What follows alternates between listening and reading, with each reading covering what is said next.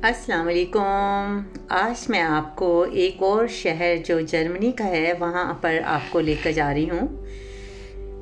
आजकल जो है बाहर का मौसम है और हल्के हल्के जो हैं फूल और पत्ते जो हैं दरख्तों पर आने शुरू हो गए हैं। जिस ऑटोबान से मैं गुज़र रही हूँ इसी रास्ते में एक माइटोनस सेंट्रूम है। ये वाला बहुत बड़ा एक सेंट्रूम है और लोग यहाँ पर आकर अपनी शॉपिंग वगैरह करते हैं। अभी जो आपके सामने नज़र आ रहा है ये एक सिनेमा है, निपोल। ये एक सिनेमा है और लोग रात के टाइम आकर यहाँ पर जो है फिल्में वगैरह जो हैं वो देखते हैं।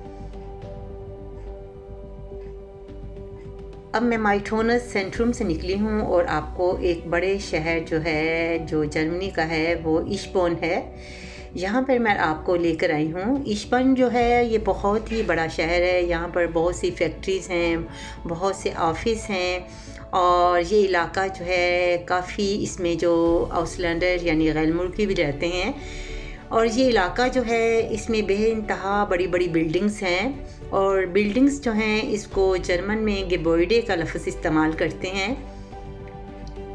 और ये सामने मार्केट्स है और इसमें मैं आई थी और आप देख सकते हैं कि यहाँ पे जो मार्केट है इसमें तमाम चीज़ें अवेलेबल हैं। मार्केट और शॉप को ये लफ्ज़ जो है इस्तेमाल करते हैं गिशिफ्ट का। सब्जियों को यहाँ पे गेमूज़े कहते हैं और जो ओप्स होता है वो ओप्स जो है वो फ्रूट का लफ्ज़ इस्तेमाल किया जाता है।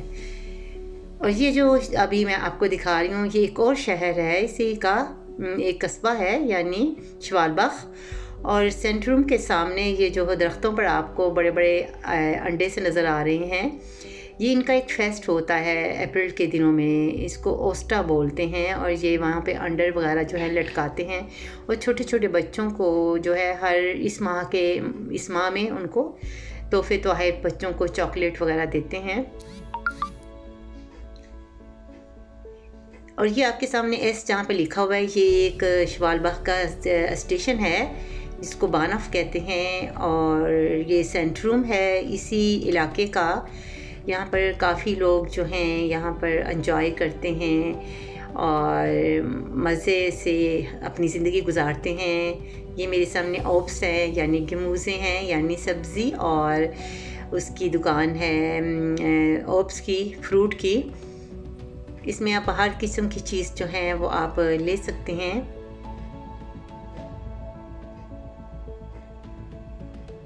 ये बहुत बड़ी मार्केट है और यहाँ पर आप सब तमाम वो चीज़ें जो आप पसंद करें, आपने ख़रीदना हो वो आप ख़रीद सकते हैं। उम्मीद है आपको मेरा प्रोग्राम पसंद आया होगा। कांता अहमद को इजाज़त दें। अल्लाह हाफिज़।